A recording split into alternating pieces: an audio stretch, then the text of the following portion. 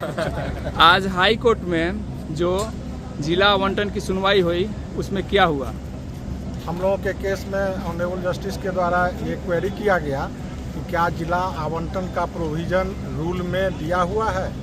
तो हम लोगों के द्वारा बताया गया कि रूल में जिला आवंटन से संबंधित कोई प्रावधान नहीं है और एडवर्टीजमेंट आया उसमें भी कहीं जिला आवंटन की बात नहीं थी। जब काउंसलिंग हो रहा था उस बीच में जिला आवंटन के लिए डायरेक्टर प्राइमरी एजुकेशन महोदय के द्वारा एक लेटर निकाला गया और सभी डीईओ साहब को कहा गया कि आप सभी सक्सेसफुल कैंडिडेट से जिला आवंटन का चॉइस 3 डिस्ट्रिक्ट का चॉइस लिया जाए।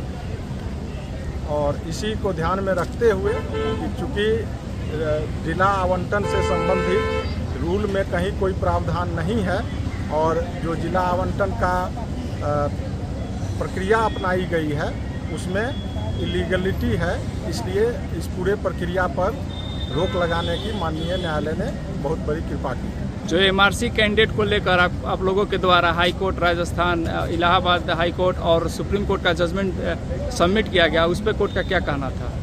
क्योंकि रूल से ही ये कवर्ड था हमारा मैटर, तो हमको सब्सिडरी जो जजमेंट की ज़रूरत थी वो उसकी बहुत ज़रूरत नहीं पड़ी। हम लोग आर्गूमेंट के दौरान ऑनरेबल जस्टिस से ये बताया गया कि हाँ, इस संबंध में ऑनरेबल अपेक्स कोर्ट और honourable high court, different honourable high court के द्वारा जजमेंट दिया गया है, इसलिए इसको फिलहाल स्टे रखा जाए और सरकार को जवाब देने के लिए डायरेक्शन दिया जाए। भविष्य में इस केस में क्या प्रोसेस होने की लग रहा है? जैसा कि रूल में कहीं कोई प्रोविज़न नहीं है कि डिस्ट्रिक्ट का आवंटन 3 डिस्ट्रिक्ट का चॉइस मांगा जाएगा, तो इस आधार पर ये जो प्रक्रिया डिस्ट्रिक्ट चॉइस की मांगने की जो प्रक्रिया है वो इटसेल्फ इलीगल है।